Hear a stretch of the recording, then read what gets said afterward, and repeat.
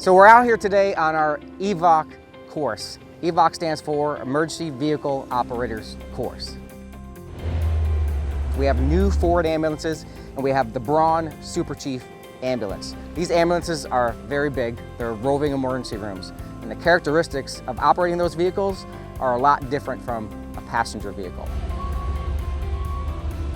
So we want to ensure we're staying in tune with our culture of safety here, keeping our crews as safe as possible, keeping the citizens of Manatee County as safe as possible, and of course, our patients safe.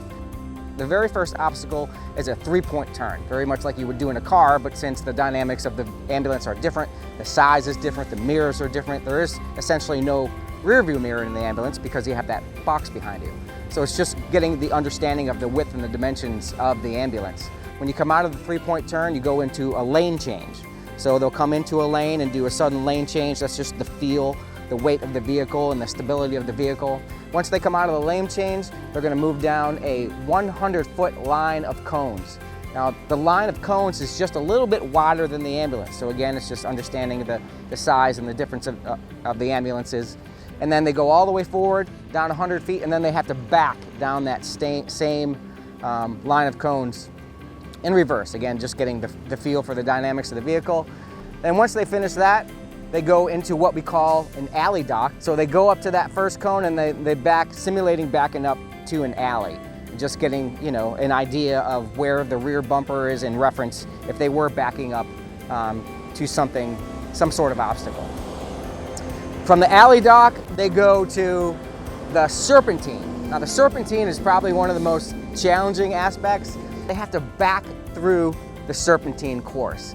And that really is probably one of the more challenging obstacles in the whole course is backing through that Serpentine.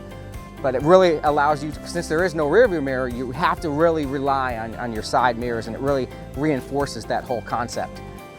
Once they leave the Serpentine, they have to pull through the Serpentine forward. And then they come around and there is a parallel park.